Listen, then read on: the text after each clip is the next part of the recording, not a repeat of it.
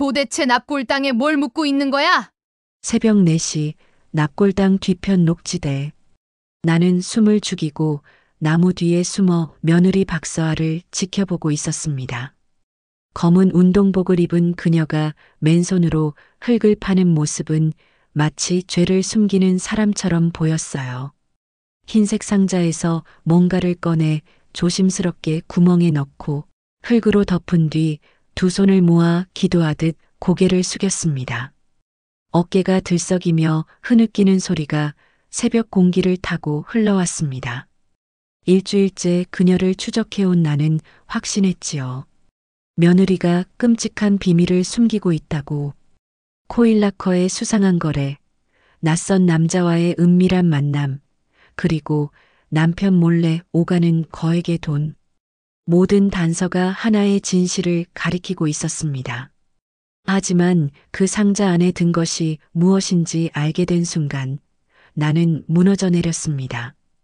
지금부터 들려드릴 이야기가 여러분의 마음에 깊은 울림과 짜릿한 긴장감을 줄 수 있다면 구독 버튼과 좋아요로 함께 해주세요. 오늘 오신 모든 분들 항상 건강하고 행복하시길 온 마음으로 빌게요. 이야기 시작합니다. 매일 아침 6시 45분, 옆집 현관문이 열리는 소리가 들립니다. 6시 47분, 엘리베이터 도착음이 울리고 6시 50분이면 아들 민수가 방에서 나와 세면대 물을 트는 소리가 들려왔죠. 나는 부엌 식탁에 앉아 수첩에 이 모든 걸 기록했습니다. 2025년 3월 7일 금요일, 날씨 맑음, 습도 45%. 36년간 은행에서 내부 통제 업무를 담당했던 습관은 퇴직한 지 1년이 지난 지금도 여전히 몸에 배어 있었어요. 전기포트에서 물 끓는 소리가 났습니다. 정확히 4분 30초 매일 같은 시간이었죠. 며느리 서아가 거실로 나왔습니다. 평소와 달리 정장 차림의 옷을 입고 있었어요. 진한 버건디색 립스틱이 창백한 얼굴과 대비되어 더욱 도드라져 보였습니다. 어머니, 오늘 병원에 좀 일찍 가봐야 해서요. 목소리가 평소보다 반음 높았습니다. 나는 고개를 들어 그녀를 봤어요. 오른손이 가방 끈을 쥐었다 놨다를 반복하고 있었죠. 손톱 밑살이 하얗게 질려 있었습니다. 아침은 괜찮아요. 커피만 마시고 갈게요. 서아가 현관으로 향할 때 라벤더 향수 냄새와 손 소독제 냄새가 묘하게 섞여났습니다. 간호사라서 늘 소독제 냄새가 나긴 했지만 오늘은 뭔가 달랐어요. 향수를 평소보다 진하게 뿌린 것 같았습니다. 뭔가를 덮으려는 것처럼. 7시 15분 현관문이 닫히는 소리. 나는 창가로 가서 아파트 단지를 내려다봤습니다. 서아가 평소와 다른 빠른 걸음으로 정문을 향해 걸어갔어요. 거의 뛰다시피 했죠. 휴대폰을 귀에 대고 있었지만 입은 움직이지 않았습니다. 2시간 후 서아가 돌아왔습니다. 9시 20분. 병원 출근 시간이 10시인데 벌써 돌아온 겁니다. 현관문을 조심스럽게 열고 들어온 그녀는 곧바로 욕실로 향했어요. 세탁기 돌아가는 소리, 샤워기에서 물 떨어지는 소리가 35분간 이어졌습니다. 나는 펜을 들고 수첩에 기록했습니다. 7시 15분 외출, 9시 20분 귀가, 즉시 세탁과 샤워. 은행에서 일할 때도 그랬어요. 이상한 패턴을 발견하면 일단 기록부터 했죠. 숫자는 거짓말을 하지 않으니까요. 서아가 욕실에서 나온 후 나는 세탁기로 갔습니다. 고무 패킹 틈새를 확인하는 건 내 오래된 습관이었어요. 아들이 어렸을 때 주머니에 넣어둔 동전이나 종이를 빼먹곤 했거든요. 손가락을 넣어 훑어보니 작은 투명 비닐 조각이 걸려 나왔습니다. 그리고 흰 실밥 하나. 병원 가온 실밥 같기도 하고 아니면 다른 무언가의 실밥 같기도 했어요. 어머니, 뭐 찾으세요? 등 뒤에서 서아의 목소리가 들렸습니다. 나는 천천히 몸을 돌렸어요. 그녀는 젖은 머리를 수건으로 감싸고 있었고 눈동자가 미세하게 떨리고 있었죠. 아니야, 세탁기 필터 확인하려고. 서아는 잠시 나를 바라보다가 방으로 들어갔습니다. 방문이 닫히는 소리가 평소보다 크게 들렸어요. 점심 무렵 나는 거실 청소를 하다가 서아 방 앞을 지나갔습니다. 문틈 아래로 작은 종이 조각이 보였어요. 영수증 모서리처럼 보였죠. 몸을 굽혀 자세히 보려는 순간 방문이 열렸습니다. 어머니, 제 방은 제가 청소할게요. 서아의 목소리는 단호했습니다. 발로 종이를 살짝 밀어 넣으면서 문을 더 넓게 열었어요. 하지만 나는 이미 봤습니다. 종이에 인쇄된 숫자들 300만 원이라는 금액과 현금이라는 글자를. 저녁 6시 민수가 퇴근했습니다. 피곤한 얼굴로 넥타이를 느슨하게 풀며 소파에 앉았어요. 엄마, 서아는? 방에 있어. 오늘 좀 피곤한가 봐. 민수는 아내 방을 향해 걸어갔다가 멈췄습니다. 그리고 나를 돌아봤어요. 요즘 서아가 좀 이상하지 않아요? 말수도 줄고. 나는 수첩을 덮으며 아들을 봤습니다. 말하고 싶었어요. 오늘 아침에 이상한 외출, 빠른 귀가, 긴 샤워, 그리고 현금 영수증까지. 하지만 입을 다물었습니다. 아직은 확실한 게 없었으니까요. 승진 심사 때문에 내가 예민한 거 아니야?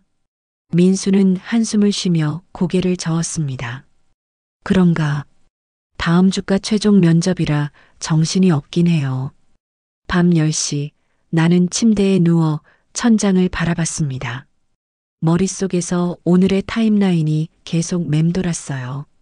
7시 15분 외출, 9시 20분 귀가, 35분간 샤워, 현금 30만 원. 뭔가 마음이 불편했습니다. 창밖에서 구급차 사이렌 소리가 멀어져 갔습니다. 나는 침대 옆 수첩을 다시 펼쳤어요. 내일도 관찰해야겠다고 펜 끝에 힘을 주며 적었습니다. 며느리 행동 패턴 분석. 은행에서 하던 일과 다를 게 없었죠. 다만 이번엔 숫자가 아니라 사람이 대상이었을 뿐. 옆방에서 서아의 휴대폰 진동 소리가 들렸습니다. 짧게 한 번. 그리고 정적. 나는 시계를 봤어요. 10시 30분. 이 시간에 누가 문자를 보낸 걸까요? 그리고 왜 서아는 바로 확인하지 않는 걸까요? 내일 아침 서아가 또 일찍 나간다면 따라가 봐야겠습니다. 36년간 은행에서 일하며 배운 게 있다면 의심스러운 패턴은 반드시 이유가 있다는 것이었으니까요. 사흘째 같은 시간이었습니다. 7시 15분. 서아가 정장을 입고 현관을 나서는 소리가 들렸어요. 나는 부엌 창가에 서서 아파트 단지 출구를 내려다봤습니다. 서아는 정문이 아닌 후문으로 향했고 걸음걸이는 어제처럼 빨랐죠. 그녀가 모퉁이를 돌아 사라진 뒤 나는 냉장고로 갔습니다. 냉장고 옆면에는 장보기 목록을 적는 포스트잇이 붙어 있었어요. 나는 그 뒤쪽 공간에 작은 표를 만들기 시작했습니다. 날짜, 외출 시각, 귀가 시각, 특이사항. 은행에서 쓰던 벽 한 방과 똑같은 형식이었죠. 3월 8일 토요일 7시 15분 외출, 9시 23분 귀가, 즉시 세탁 및 샤워 40분. 민수는 주말인데도 회사에 나갔습니다. 승진 심사 준비 때문이었죠. 집안이 조용했어요. 서아는 방에서 나오지 않았고 나는 거실 소파에 앉아 뜨개질을 하는 척하며 귀를 기울였습니다. 9시 40분 서아가 방에서 나왔어요. 평상복 차림이었지만 화장은 짙게 하고 있었습니다. 베란다로 나가더니 창문을 살짝 열고 휴대폰을 귀에 댔죠. 목소리는 작아서 잘 들리지 않았지만 몇 개의 단어가 바람을 타고 들려왔습니다. 예약금은 이미. 동의서도 받았고 10시 맞죠? 나는 뜨개질 바늘을 멈췄습니다. 예약금, 동의서, 무엇에 대한 예약이며 누구의 동의를 받았다는 걸까요? 서아는 통화를 마치고 다시 방으로 들어갔어요. 나는 수첩을 꺼내 들은 단어들을 적었습니다. 퍼즐 조각처럼 흩어진 단어들이었지만 언젠가는 맞춰질 거라 믿었어요. 오후 2시 이웃집 김씨 아주머니를 복도에서 만났습니다. 그녀는 늘 동네 소식통 역할을 자처했죠. 어머, 최 선생님. 며느리분 참 부지런하시네요. 아침 일찍 나가시던데 병원 일이 바쁜가 봐요. 김씨 아주머니는 고개를 갸웃거렸습니다. 병원이요? 제가 본 건 버스 정류장 반대 방향으로 가던데. 아, 제가 잘못 봤나 봐요.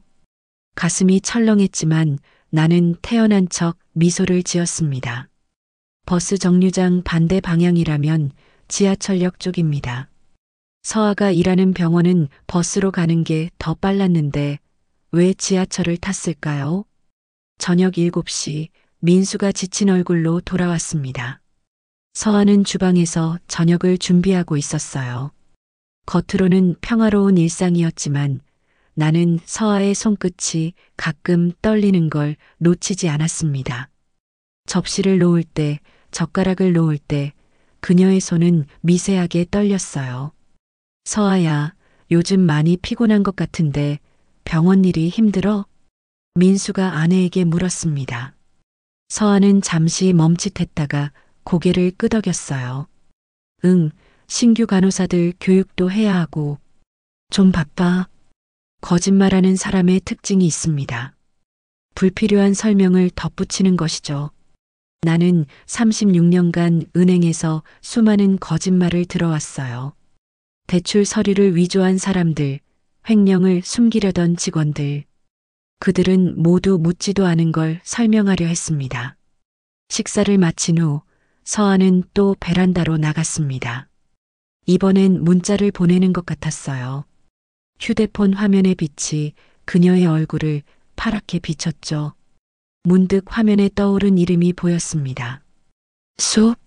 한 글자뿐이었어요. 나는 시선을 돌렸지만 이미 본 건 본 거였습니다. 밤 11시 모두가 잠든 시간. 나는 거실로 나와 냉장고 뒤 벽 한 반을 다시 확인했습니다. 3일간의 패턴이 완벽하게 일치했어요. 7시 15분 외출, 9시 20분대 귀가, 즉시 세탁과 샤워. 토요일인 오늘은 조금 달랐습니다. 외출 시각이 13분 늦었어요. 단 2분 차이지만 패턴에서 벗어난 건 처음이었죠. 새벽 1시 화장실에 가려고 복도에 나왔을 때 서아 방에서 희미한 빛이 새어나왔습니다. 문틈으로 들여다보니 서아가 침대에 앉아 무언가를 보고 있었어요. 사진인지 서류인지는 알 수 없었지만 서아의 어깨가 가늘게 떨리고 있었습니다. 울고 있는 걸까요? 나는 조용히 화장실로 갔다가 돌아왔습니다. 서아의 방은 이미 어두웠어요.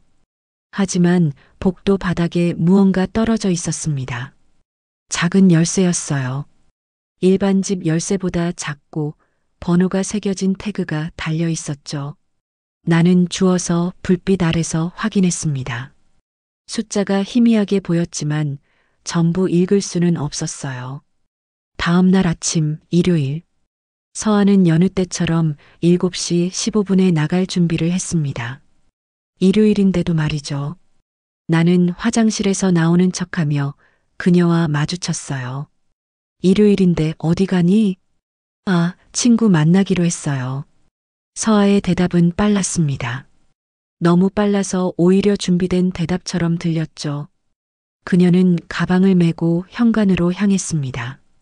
나는 그녀의 뒷모습을 보며 결심했어요. 내일은 따라가 봐야겠다고. 서아가 나간 후 나는 어젯밤 주운 열쇠를 다시 꺼내봤습니다. 태그의 숫자를 돋보기로 자세히 들여다봤어요. 앞자리는 선명했습니다. 237. 뒷자리는 흐릿했지만 사각기도 하고 국악기도 했어요. 이런 형식의 번호표는 어디서 많이 봤는데. 아, 맞아요. 역 근처 코일라커였습니다. 점심 무렵 민수가 거실로 나왔습니다. 주말인데도 노트북을 들고 있었어요. 엄마, 서아 언제 온대요? 글쎄, 따로 말은 없었어. 민수는 한숨을 쉬며 소파에 앉았습니다. 그의 얼굴에 피로와 걱정이 섞여 있었어요. 요즘 서아가 뭔가 숨기는 것 같아요. 내 심장이 빠르게 뛰기 시작했습니다. 아들도 눈치챈 걸까요? 하지만 나는 모르는 척 했어요. 신혼이니까 서로 적응하는 시간이 필요한 거야. 민수는 고개를 저었습니다. 그게 아니라 통화할 때마다 베란다로 나가고 밤에 혼자 울기도 하고 아들도 알고 있었던 겁니다. 나만 봤던 게 아니었어요. 순간 우리 가족에게 무슨 일이 일어나고 있는지 두려워졌습니다. 하지만 확실한 증거 없이는 아무것도 할 수 없었어요. 오후 3시 서아가 돌아왔습니다. 예상보다 일찍이었죠. 그녀의 운동화 밑창에 붉은 흙이 묻어 있었습니다. 도심 공원의 흙과는 다른 색이었어요. 어디를 다녀온 걸까요? 나는 냉장고 뒤 벽 한 반에 또 한 줄을 추가했습니다. 3월 10일 일요일 7시 15분 외출, 3시 귀가, 신발에 붉은 흙, 그리고 열쇠 번호 237을 진하게 써넣었어요. 내일은 반드시 진실을 확인해야겠다고 마음속으로 다짐했습니다. 월요일 아침 나는 서아보다 먼저 일어났습니다. 6시 거실 창가에서 아파트 단지를 내려다보며 검은 바람막이와 책 넓은 모자를 준비했어요. 은행에서 일할 때 감사팀이 오면 늘 하던 말이 있었죠. 증거는 발로 찾는 거라고. 오늘은 내가 직접 발로 찾을 차례였습니다. 7시 10분 서아가 거실로 나왔습니다. 오늘도 정장을 입었지만 가방이 평소보다 불룩했어요. 무언가를 더 넣은 것 같았죠. 그녀가 현관문을 나서자마자 나도 준비한 옷을 입고 뒤따라 나갔습니다. 엘리베이터 층수 표시를 보며 한 대를 걸은 뒤 탔어요. 아파트 후문에서 서아의 뒷모습이 보였습니다.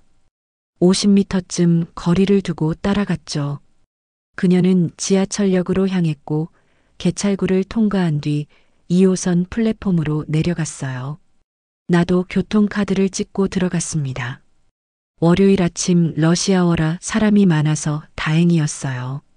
서아는 새 정거장을 간 뒤 환승역에서 내렸습니다. 환승 통로를 따라가지 않고 개찰구 밖으로 나갔어요. 역 구내에 있는 코일라커 구역으로 향하는 그녀의 발걸음은 망설임이 없었습니다. 이미 여러 번 와본 것처럼 익숙했죠. 나는 기둥 뒤에 숨어 지켜봤습니다. 서아가 열쇠를 꺼내 락커를 열었어요. 번호는 237번. 어젯밤 주운 열쇠와 같은 번호였죠. 그녀는 안에서 흰색 봉투를 꺼냈습니다. 봉투가 꽤 두꺼워 보였어요. 그리고 다시 가방에서 무언가를 꺼내 락커에 넣었습니다. 노란색 서류 봉투였죠. 서아가 락커를 잠그고 돌아서는 순간 나와 시선이 마주칠 뻔했습니다. 나는 재빨리 고개를 돌려 자판기를 보는 척했어요. 심장이 터질 것처럼 뛰었습니다. 서아는 다시 지하철을 탔고 나도 한 칸 떨어진 곳에서 탔어요. 강남역에서 서아가 내렸습니다. 지상으로 올라가 큰 건물로 들어갔어요. 건물 안내판을 보니 병원들이 여러 개 있었습니다. 서아는 엘리베이터를 타고 8층으로 올라갔어요. 나는 계단으로 올라가며 숨을 헐떡였습니다. 66살 나이에 8층 계단은 쉽지 않았죠. 8층 복도에서 서아를 다시 봤습니다. 그녀는 복도 끝 산부인과로 들어갔어요. 간판에는 불임 전문이라고 쓰여 있었습니다. 가슴이 철렁했어요. 불임 치료를 받고 있는 걸까요? 그런데 왜 민수에게는 말하지 않는 거죠? 30분쯤 지나 서아가 나왔습니다. 손에는 약봉지가 들려 있었어요. 그리고 카운터에서 현금으로 계산하는 모습이 유리문 너머로 보였습니다. 카드가 아닌 현금. 기록을 남기고 싶지 않다는 의미였죠. 서아가 엘리베이터를 타자 나는 병원 앞 벤치에 앉았습니다. 다리가 떨렸어요. 불임 치료, 현금 결제, 비밀 락커. 이 세 가지가 무엇을 의미하는지 알 수 없었습니다. 혹시 민수가 아이를 원하지 않는 걸까요? 아니면 서아에게 무슨 문제가 있는 걸까요? 병원을 나와 근처 카페에 들어갔습니다. 커피를 시키고 창가 자리에 앉았어요. 머릿속이 복잡했습니다. 수첩을 꺼내 오늘 본 것들을 정리했죠. 환승역 락커 237번, 흰 봉투와 노란 봉투 교환, 강남 산부인과 8층, 현금 결제. 그때 옆 테이블에서 젊은 여성 2명이 대화하는 소리가 들렸습니다. 난임 치료 정말 힘들어. 주사 맞는 것도 고통인데 남편한테 매번 실망시키는 것 같아서. 그러게. 우리 언니도 3년째 치료받는데 시댁에는 비밀로 한대. 나는 펜을 멈췄습니다. 시댁에 비밀로 한다. 그럴 수도 있겠구나 싶었어요. 며느리 입장에서는 부담스러울 수 있으니까요. 하지만 그래도 뭔가 이상했습니다. 락커는 왜 필요한 거죠? 누구와 무엇을 주고받는 걸까요? 오후 2시 집으로 돌아왔습니다. 서아는 이미 와 있었어요. 방에서 나오지 않았지만 가끔 훌쩍이는 소리가 들렸습니다. 울고 있는 것 같았죠. 나는 문 앞에 서서 노크를 할까 말까 고민했습니다. 하지만 아무것도 모르는 척해야 했어요. 아직은 때가 아니었으니까요. 저녁 7시 민수가 들어왔습니다. 오늘은 표정이 밝았어요. 엄마, 좋은 소식이 있어요. 승진 심사 1차 통과했대요. 정말? 축하해야겠네. 서아도 방에서 나와 남편을 축하했습니다. 하지만 미소가 어색했어요. 눈은 웃지 않았죠. 저녁 식탁은 겉으로는 화기애애했지만 나는 서아의 손이 수저를 쥐었다 놨다를 반복하는 걸 봤습니다. 식사 후 서아가 또 베란다로 나갔습니다. 이번엔 통화가 길었어요. 목소리가 점점 커졌다가 다시 작아졌죠. 한 가지 확실한 건 그녀가 누군가와 무언가를 상의하고 있다는 거였습니다. 밤 10시 나는 거실에서 뜨개질을 하고 있었습니다. 서아가 주방으로 나와 물을 마시려다 나를 봤어요. 잠시 망설이는 것 같더니 내 옆에 앉았습니다. 어머니, 혹시 제가 이상해 보이세요? 순간 심장이 멈추는 줄 알았습니다. 들킨 걸까요? 나는 태어난 척 뜨개질을 계속했어요. 왜 그런 생각을 하니? 그냥 요즘 제가 좀 예민한 것 같아서요. 서아의 목소리가 떨렸습니다. 뭔가 말하고 싶어 하는 것 같았어요. 하지만 결국 아무 말도 하지 않고 일어났죠. 일찍 주무세요, 어머니. 서아가 방으로 들어간 뒤 나는 한숨을 내쉬었습니다. 그녀도 힘든 거였어요. 혼자 짊어진 비밀이 무거운 거였죠. 하지만 나는 기다려야 했습니다. 진실이 드러날 때까지. 새벽 2시 화장실에 가려고 일어났을 때 서아 방에서 낮은 목소리가 들렸습니다. 전화 통화를 하고 있었어요. 이 시간에 누구와 통화하는 걸까요? 수 선생님, 정말 감사해요. 내일 10시에 뵐게요. 수 선생님. 그 한 글자 이름의 정체가 궁금했습니다. 의사일까요? 상담사일까요? 아니면 전혀 다른 사람일까요? 나는 다시 침대에 누웠지만 잠이 오지 않았습니다. 천장을 바라보며 생각했어요.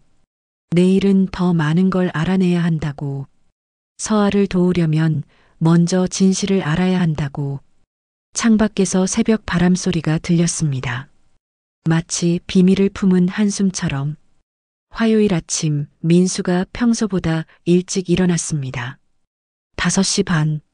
거실로 나온 아들의 얼굴에는 다크서클이 짙게 내려앉아 있었어요.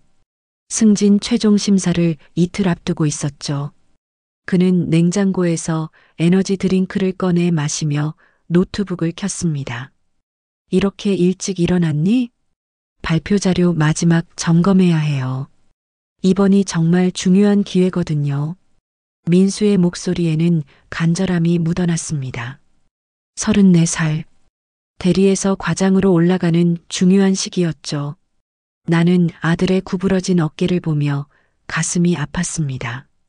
이런 때 서아 문제를 꺼내면 어떻게 될까요? 아들의 집중력은 산산조각 날 겁니다.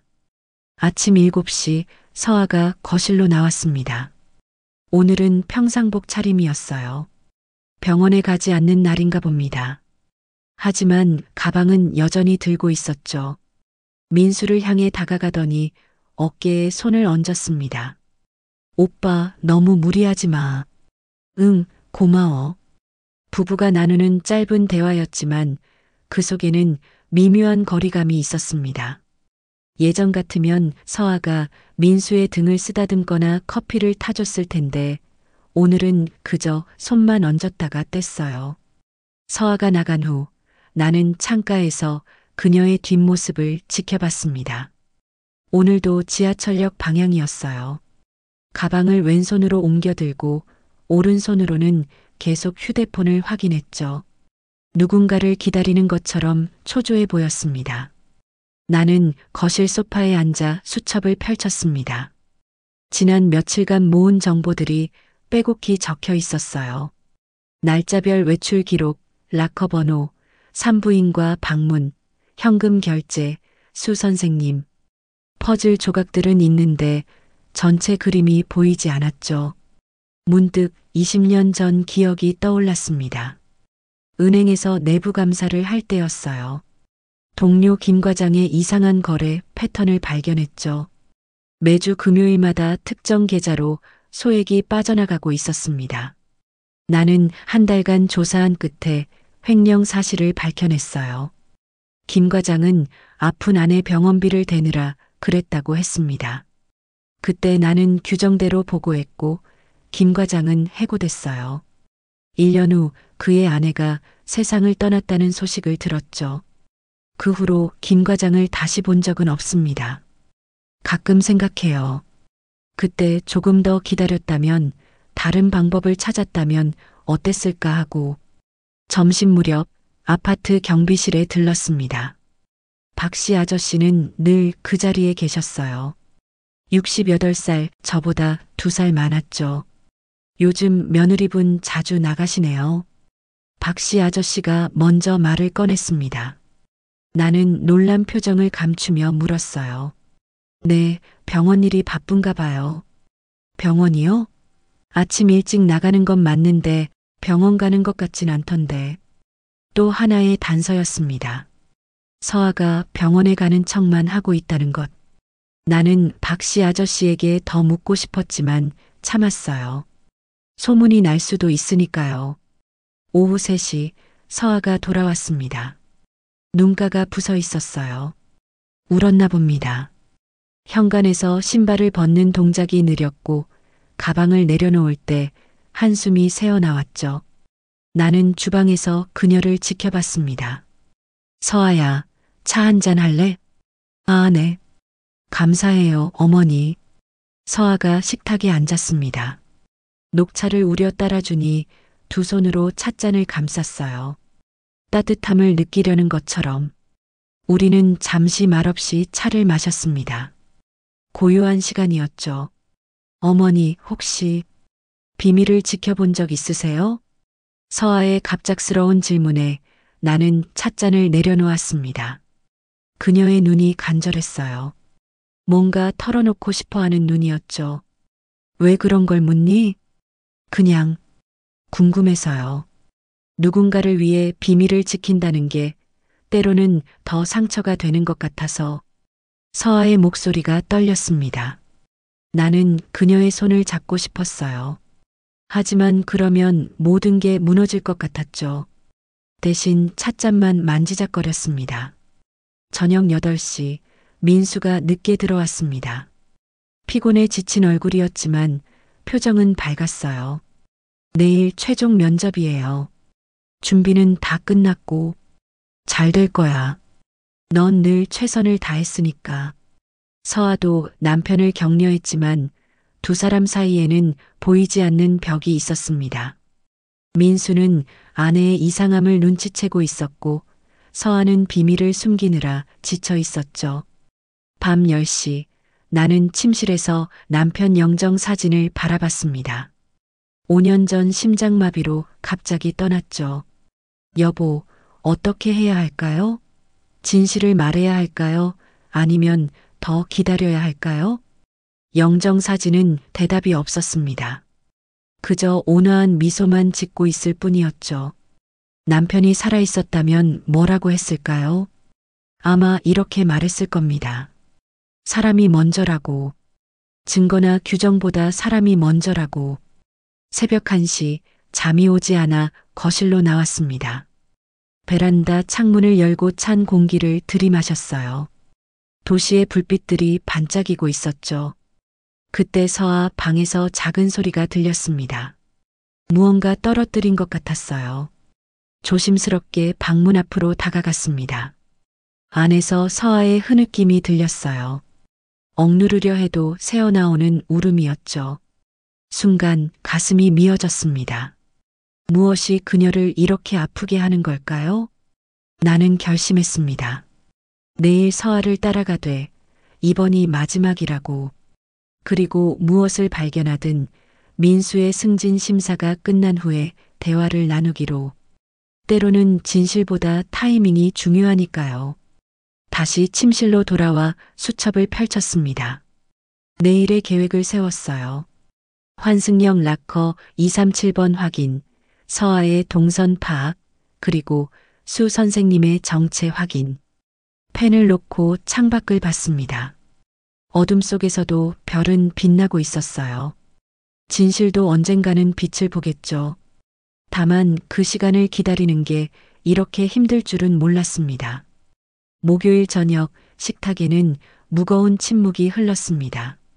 민수는 휴대폰만 들여다보고 있었고 서아는 숟가락으로 밥알을 하나씩 세는 듯 천천히 먹고 있었어요.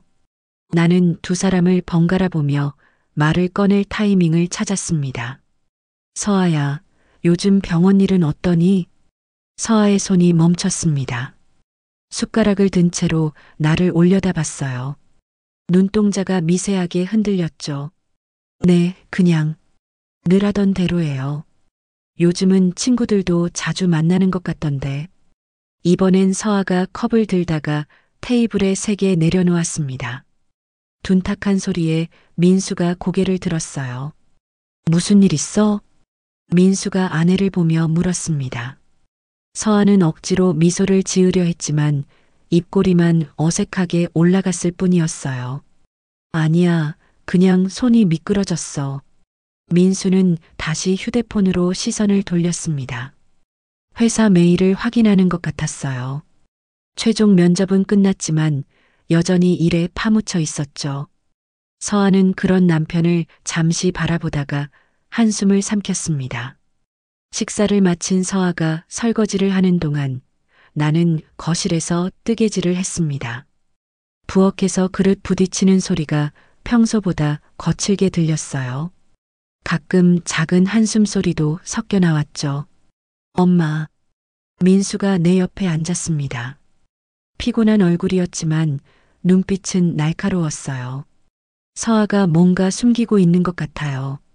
통장도 따로 만들었더라고요. 가슴이 철렁했습니다. 민수도 눈치채고 있었던 거예요. 나는 뜨개질 바늘을 내려놓고 아들을 봤습니다. 어떻게 알았니? 우연히 서아 가방에서 통장을 봤어요. 제가 모르는 계좌더라고요. 잔액도. 민수가 말을 멈췄습니다. 부엌에서 서아가 나오고 있었거든요. 그녀는 우리를 스쳐 지나가며 베란다로 향했습니다. 또 전화를 받으려는 것 같았어요. 베란다 문이 닫히자마자 민수가 다시 말을 이었습니다. 꽤 큰 금액이 들어왔다 나갔다 하더라고요. 정기적으로. 내가 어제 본 은행에서의 현금 거래가 떠올랐습니다. 그 돈이 어디서 오는 걸까요? 그리고 왜 민수에게 비밀로 하는 걸까요? 밤 9시 나는 아파트 경비실에 들렀습니다. 박씨 아저씨가 작은 텔레비전을 보고 계셨어요. 아저씨, 혹시 우리 며느리가 누구랑 자주 만나는지 보신 적 있어요? 박씨 아저씨가 잠시 생각하더니 고개를 끄덕였습니다. 아, 며칠 전에 봤죠. 정장 입은 남자분이랑 주차장에서 이야기하고 있더라고요. 꽤 오래 서서 뭔가 진지하게 대화하던데. 주차장? 집안이 아닌 주차장에서 만났다는 건 비밀스러운 만남이라는 뜻이었어요. 나는 박씨 아저씨에게 감사 인사를 하고 돌아왔습니다. 집에 들어오니 민수와 서아가 거실에서 대화를 나누고 있었습니다. 아니, 정확히는 민수가 일방적으로 말하고 있었죠. 요즘 왜 이렇게 말이 없어? 나한테 뭔가 숨기는 거 있지? 없어. 그냥 피곤해서 그래. 피곤하다는 말만 몇 달째야. 병원에 가볼래? 서아가 움찔했습니다. 병원이라는 단어에 민감하게 반응한 거예요. 난 간호사야. 내 몸 상태는 내가 잘 알아. 목소리가 날카로웠습니다. 민수도 놀란 표정이었어요. 서아가 이렇게 예민하게 구는 건 처음이었으니까요. 미안, 내가 예민했어. 좀 쉴게. 서아가 방으로 들어가고 민수는 소파에 털썩 주저앉았습니다. 머리를 두 손으로 감싸며 깊은 한숨을 쉬었어요. 엄마, 우리 부부가 왜 이렇게 된 걸까요? 나는 아들 옆에 앉아 등을 토닥였습니다. 말해주고 싶었어요. 내가 본 것들, 의심스러운 정황들을. 하지만 아직은 확실하지 않았습니다. 섣부른 판단으로 가족을 망칠 수는 없었어요. 새벽 1시 화장실에 가려고 나왔다가 서아 방에서 흐느끼는 소리를 들었습니다. 문틈으로 불빛이 새어나왔어요. 조심스럽게 다가가 귀를 기울였습니다. 수 선생님, 정말 죄송해요. 제가 더 이상은. 네, 알겠어요. 다음 주 목요일 10시. 꼭 갈게요. 수 선생님과 또 통화를 하고 있었어요. 다음 주 목요일 10시. 나는 머릿속에 그 일정을 새겼습니다. 그날 따라가면 뭔가 결정적인 걸 알 수 있을 것 같았어요. 아침 6시 부엌에서 커피를 마시고 있는데 서아가 나왔습니다. 눈이 부어 있었어요. 밤새 온 것 같았죠. 어머니, 혹시 사람이 실수를 하면 용서받을 수 없을까요? 갑작스러운 질문이었습니다. 나는 커피잔을 내려놓고 그녀를 봤어요. 창백한 얼굴, 떨리는 입술, 불안한 눈빛. 뭔가 고백하고 싶어 하는 것 같았습니다. 무슨 실수를 했는지에 따라 다르지 않을까? 나의 대답에 서아는 고개를 떨구었습니다. 그리고 작은 목소리로 중얼거렸어요. 그럼 저는 용서받을 수 없겠네요. 그 말을 남기고 서아는 방으로 들어갔습니다. 나는 그녀의 뒷모습을 보며 불안감을 느꼈어요. 도대체 무슨 일을 저지른 걸까요? 그 남자와 무슨 관계인 걸까요? 나는 냉장고 뒤 벽 한 반을 확인했습니다. 일주일간의 기록이 빼곡했어요. 패턴은 명확했지만 의미는 여전히 모호했죠. 오늘도 서아는 7시 15분에 나갈 겁니다. 하지만 오늘은 따라가지 않기로 했어요. 대신 집에서 더 많은 단서를 찾아보려고요. 오전 10시 서아가 나간 후 나는 그녀의 방에 들어갔습니다. 미안했지만 진실을 알아야 했어요. 책상 서랍을 열었더니 병원 진료 기록이 있었습니다. 강남의 그 병원이었어요. 하지만 진료 내용은 알아볼 수 없게 가려져 있었죠. 대신 금액만 선명하게 보였습니다. 300만 원, 500만 원, 200만 원. 큰 돈이 정기적으로 나가고 있었어요. 화장대 서랍에서는 작은 열쇠 뭉치를 발견했습니다. 락커 열쇠 말고도 두 개가 더 있었어요. 하나는 자동차 키 같았고 다른 하나는 뭔지 알 수 없었죠. 서아가 운전을 할 줄 모르는데 왜 차 키가 있는 걸까요? 금요일 아침 나는 두 번째 미행을 준비했습니다. 이번엔 더 철저하게 휴대폰에 독서용 확대 어플을 깔았고 작은 디지털 카메라도 가방에 넣었어요. 은행에서 일할 때 증거 수집용으로 쓰던 것이었죠. 7시 정각 서아가 평소보다 15분 일찍 나왔습니다. 오늘은 검은색 마스크까지 쓰고 있었어요. 누군가를 피하려는 것처럼 보였죠. 나는 충분한 거리를 두고 따라갔습니다. 환승역에 도착한 서아는 주변을 살피며 락커로 향했습니다. 나는 기둥 뒤에서 카메라를 꺼냈어요. 줌을 당겨 락커 번호를 확인했습니다. 237번. 그런데 오늘은 그 옆 락커도 열었어요. 238번. 두 개의 락커를 사용하고 있었던 겁니다. 238번에서 꺼낸 건 검은색 서류 가방이었습니다. 무게가 꽤 나가는지 양손으로 들었어요. 그리고 237번에서는 봉투 여러 개를 꺼내 가방에 넣었죠. 나는 셔터를 눌렀지만 각도가 좋지 않아 내용물은 보이지 않았습니다. 락커를 잠그고 돌아서는 서아의 표정이 긴장되어 있었어요. 땀이 이마에 맺혀 있었죠. 그녀는 화장실로 들어갔고 10분쯤 뒤에 나왔습니다. 립스틱을 다시 바른 것 같았어요. 진한 붉은색이었죠. 지하철을 타지 않고 서아는 역 밖으로 나갔습니다. 택시를 잡아탔어요. 나도 급히 뒤따라 택시를 탔습니다. 앞차를 따라가 주세요.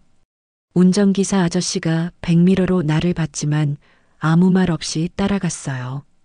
택시는 강남을 지나 더 남쪽으로 향했습니다. 30분쯤 달렸을까요? 한 오피스텔 앞에서 서아가 내렸어요. 나는 조금 떨어진 곳에서 내려 걸어갔습니다. 서아는 오피스텔 지하 주차장으로 들어갔어요. 나도 조심스럽게 따라 들어갔죠. 희미한 조명 아래 서아가 한 차량 앞에 서 있었습니다. 검은색 세단이었어요. 차 안에서 누군가 나왔습니다. 지난번 그 남자였어요. 둘은 차 트렁크를 열었고 서아가 가져온 서류 가방을 넣었습니다. 남자가 무언가를 확인하듯 가방을 열어봤어요. 서류 뭉치들이 보였죠. 나는 기둥 뒤에서 사진을 찍으려 했지만 주차장 CCTV가 내 위치를 비추고 있었습니다. 조금 옆으로 이동했어요. 사각지대를 찾아야 했죠. 그때 발밑에서 뭔가 밟히는 소리가 났습니다. 플라스틱 조각이었어요. 서아와 남자가 동시에 고개를 돌렸습니다. 나는 숨을 멈추고 기둥 뒤로 몸을 더 숨겼어요. 다행히 그들은 다시 대화를 이어갔습니다. 다음 주가 마지막이에요. 서아의 목소리였습니다. 남자가 고개를 끄덕였어요. 알았어요.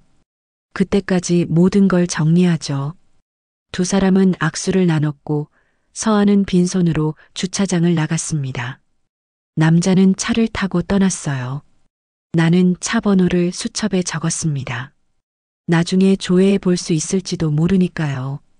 오피스텔을 나온 서아는 근처 카페로 들어갔습니다. 나도 따라 들어가 구석자리에 앉았어요. 서아는 누군가를 기다리는 것 같았죠. 30분쯤 지났을까요? 한 여성이 들어왔습니다. 수경 선생님이었어요. 둘은 포옹을 나누고 마주 앉았습니다. 수경 선생님이 서류를 꺼내 테이블에 펼쳤어요. 서아는 그것을 읽으며 눈물을 흘렸습니다. 수경 선생님이 티슈를 건넸죠. 나는 휴대폰에 확대 어플을 켰습니다. 서류를 확대해 보려 했지만 각도 때문에 제목만 겨우 보였어요. 동의서라는 글자와 날짜가 적혀 있었습니다. 2025년 3월 20일. 다음 주 목요일이었죠. 1시간쯤 대화를 나눈 후 둘은 함께 카페를 나갔습니다. 나는 테이블에 남겨진 티슈를 봤어요. 립스틱 자국과 함께 눈물 자국이 선명했죠. 뭐가 그렇게 슬픈 일인지, 왜 그렇게 많은 서류가 필요한지 이해할 수 없었습니다. 집으로 돌아오는 길에 동네 공원을 지났습니다. 벤치에 앉아 오늘 찍은 사진들을 확인했어요. 흐릿하긴 했지만 남자의 얼굴과 차 번호는 알아볼 수 있었습니다. 작은 승리였죠. 오후 4시 집에 도착했습니다. 현관문을 열자 민수가 거실에 있었어요. 회사에서 일찍 왔나 봅니다. 엄마, 어디 갔다 오세요? 산책 좀 했어. 민수는 피곤한 얼굴로 소파에 앉아 있었습니다. 테이블 위에는 서아의 통장이 놓여 있었어요. 엄마, 이거 보세요. 통장을 펼쳐 보이는 민수의 손이 떨렸습니다. 입금과 출금 내역이 빼곡했어요. 매주 200만 원에서 500만 원이 들어왔다가 며칠 뒤 빠져나갔죠. 서아한테 물어봤어? 아직 어떻게 물어야 할지 모르겠어요. 그때 현관문이 열렸습니다. 서아가 들어왔어요. 우리를 보더니 걸음을 멈췄습니다. 테이블 위에 통장을 본 순간 그녀의 얼굴이 하얗게 질렸어요. 이게 뭐야? 민수가 차갑게 물었습니다. 서아는 입을 열었다가 다시 닫았어요. 무언가 말하려 했지만 결국 아무 말도 하지 못했죠. 대답 안 할 거야? 민수의 목소리가 높아졌습니다. 서아는 고개를 떨구었어요. 미안해. 지금은 말할 수 없어. 말할 수 없다고? 우리가 부부인데? 서아가 눈물을 흘리며 방으로 들어갔습니다. 문을 잠그는 소리가 들렸어요. 민수는 주먹을 쥐었다가 폈다가를 반복했죠. 밤 11시 나는 서아 방 앞을 지나다가 전화 통화 소리를 들었습니다. 네, 다음 주 목요일 10시. 모든 서류 준비했어요. 네, 그분도 오신대요. 그분이 누구일까요? 그 남자일까요? 나는 귀를 더 기울였지만 더 이상은 들리지 않았습니다. 침실로 돌아와 오늘 수집한 정보를 정리했습니다. 2개의 락커, 검은색 서류 가방, 오피스텔 지하 주차장, 차 번호, 3월 20일 동의서. 퍼즐 조각은 늘어났지만 전체 그림은 여전히 보이지 않았어요. 창밖에서 빗방울이 떨어지기 시작했습니다. 서아의 신발 밑창에 묻었던 붉은 흙이 떠올랐어요. 비가 오면 그 흙도 씻겨 내려갔겠죠. 증거도 진실도 모두 빗물에 씻겨가는 것 같았습니다. 토요일 새벽 4시 나는 잠에서 깼습니다. 서아가 현관문을 조심스럽게 여는 소리가 들렸어요. 시계를 확인하니 4시 10분이었습니다. 이런 시간에 어디를 가는 걸까요? 나는 서둘러 옷을 입고 따라 나섰어요. 아파트 주차장에서 서아가 택시를 기다리고 있었습니다. 검은색 운동복에 모자까지 깊게 눌러쓰고 있었죠. 손에는 작은 흰색 상자가 들려 있었어요. 손바닥만 한 크기였는데 리본으로 정성스럽게 묶여 있었습니다. 택시가 도착하고 서아가 탔습니다. 나도 급히 다른 택시를 잡아 탔어요. 앞차 따라가 주세요. 새벽 도로는 한산했습니다. 가로등 불빛만이 텅 빈 길을 비추고 있었죠. 택시는 도시 외곽으로 향했어요. 30분쯤 달렸을까요? 익숙한 풍경이 보이기 시작했습니다. 우리 가족 납골당이 있는 곳이었어요. 납골당 입구에서 서아가 내렸습니다. 왜 우리 납골당이지? 새벽이라 정문은 닫혀 있었지만 그녀는 망설임 없이 옆길로 들어갔어요. 납골당 뒤편 녹지대로 이어지는 비포장 오솔길이었죠. 나는 충분한 거리를 두고 따라갔습니다. 어둠 속에서 서아의 휴대폰 손전등 불빛이 흔들렸어요. 발밑에 돌멩이에 걸려 비틀거렸지만 계속 걸어갔죠. 10분쯤 걸었을까요? 작은 나무 아래서 멈춰 섰습니다. 그리고 무릎을 꿇고 맨손으로 흙을 파기 시작했어요. 나는 큰 바위 뒤에 숨어 지켜봤습니다. 서아가 흰 상자를 꺼내 구멍에 넣었어요. 그리고 다시 흙으로 덮었죠. 두 손을 모으고 고개를 숙였습니다. 어깨가 들썩이기 시작했어요. 울고 있는 거였죠. 미안해. 정말 미안해. 서아의 흐느낌이 새벽 공기를 타고 들려왔습니다. 무엇에 대한 사과일까요? 누구에게 하는 말일까요? 나는 휴대폰을 꺼내 영상을 찍기 시작했어요. 초점이 흔들렸지만 증거는 남겨야 했으니까요. 서아가 일어섰습니다. 흙 묻은 손을 털고 주변을 둘러봤어요. 나는 더 깊숙이 몸을 숨겼죠. 그녀는 천천히 왔던 길을 되돌아갔습니다. 나는 충분히 멀어질 때까지 기다렸어요. 서아가 사라진 후 나는 그 나무 앞으로 다가갔습니다. 방금 묻은 흔적이 선명했어요. 작은 돌멩이를 표시로 올려놨더군요. 주변을 살펴보니 비슷한 돌무더기가 2개 더 있었습니다. 이전에도 여기 왔던 거예요. 정기적으로 무언가를 묻고 있었던 겁니다. 호기심과 의심이 극에 달했습니다. 손으로 흙을 조금 파헤쳤어요. 하얀 상자가 보였죠. 꺼내서 열어볼까 망설였지만 결국 열었습니다. 안에는 작은 사진 한 장과 편지가 들어 있었어요. 사진은 흐릿했지만 초음파 사진처럼 보였습니다. 날짜가 6개월 전이었어요. 편지를 펼쳐 읽기 시작했습니다. 아가야, 엄마야. 오늘도 보고 싶어. 아빠는 아직 모르지만 언젠가는 말할게. 용기가 나면. 손이 떨렸습니다. 이게 뭘까요? 서아가 임신했었나? 그런데 민수는 모른다? 6개월 전이면 설마 그 남자와? 아니면 혼자서 아이를 지운 건가? 그래서 그 많은 병원비와 상담이 필요했던 건가? 나는 상자를 다시 묶고 일어났습니다. 머릿속이 복잡했어요. 범죄 은닉일까? 불륜의 증거일까?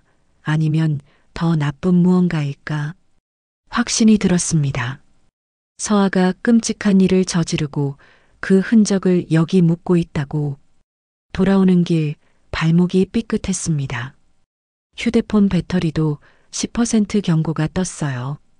겨우 촬영한 영상이 날아갈까봐 조마조마했죠.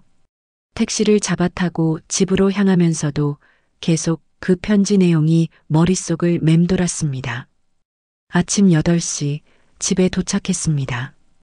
현관문을 열자 서아와 마주쳤어요. 그녀도 막 나오려던 참이었나 봅니다. 서로의 눈이 마주친 순간 공기가 얼어붙었어요. 어머니, 어디 갔다 오세요? 서아의 목소리가 떨렸습니다. 나도 당황했지만 태연한 척했어요. 새벽 산책 다녀왔어. 아, 네. 서아는 서둘러 지나쳤습니다. 하지만 그녀의 운동화 밑창에 붉은 흙이 묻어 있는 걸 봤어요. 납골당 그곳의 흙과 같은 색이었죠. 서아도 내가 알아챘을까 불안해하는 것 같았습니다. 민수는 아직 자고 있었어요. 나는 부엌에서 커피를 마시며 휴대폰 영상을 다시 확인했습니다. 흐릿하지만 서아가 상자를 묻는 장면은 선명했어요. 이걸 민수에게 보여줘야 할까요? 아직은 아닌 것 같았습니다. 더 확실한 증거가 필요했어요. 점심 무렵 민수가 거실로 나왔습니다. 피곤한 얼굴이었어요. 엄마, 서아는? 병원 갔어. 실은 어디 간지 몰랐지만 그렇게 대답했습니다. 민수가 한숨을 쉬었어요. 요즘 서아가 이상해요. 뭔가 숨기는 것 같은데. 우연히 봤는데 통장에서 큰돈이 들어왔다 나갔다 하더라고요. 내가 추측한 게 맞는 것 같았습니다. 그 돈으로 뭔가 은밀한 일을 하고 있는 거예요. 병원비일까 아니면 그 남자에게 주는 돈일까? 좀 더 지켜보자. 섣불리 판단하면 안 돼. 내가 그렇게 말했지만 속으로는 이미 판단을 내리고 있었어요. 서아가 용서받을 수 없는 일을 저질렀다고. 오후에 나는 냉장고 뒤 벽 한 반을 확인했습니다. 패턴이 보였어요. 서아가 납골당에 가는 날은 항상 같은 요일이었죠. 다음은 언제일까요? 수첩에 동그라미를 쳐두었습니다. 저녁 7시 서아가 돌아왔습니다. 눈이 부어 있었어요. 또 울었나 봅니다. 민수와 마주치지 않으려는 듯 곧바로 방으로 들어갔죠. 서아야, 저녁 먹어야지. 민수가 방문을 두드렸지만 대답이 없었습니다. 민수는 어깨를 축 늘어뜨리고 소파에 앉았어요. 엄마, 우리 부부가 끝난 것 같아요. 아들의 말에 가슴이 아팠습니다. 하지만 진실을 알게 되면 더 아플 텐데. 나는 아들 옆에 앉아 등을 토닥였어요. 밤 11시 서아 방에서 전화 통화 소리가 들렸습니다. 네, 수 선생님. 다음 주 목요일. 네, 그때까지는 비밀로 할게요. 정말 죄송해요. 다음 주 목요일. 3월 20일이었죠. 그날 뭔가 결정적인 일이 있을 것 같았습니다. 나는 그날을 수첩에 빨간 펜으로 표시했어요. 침대에 누워 천장을 바라봤습니다. 납골당 뒤편에 묻힌 하얀 상자들, 초음파 사진, 아빠는 모른다는 편지. 모든 퍼즐 조각이 하나의 그림을 가리키고 있었어요. 서아가 저지른 끔찍한 비밀. 창밖에서 바람 소리가 들렸습니다.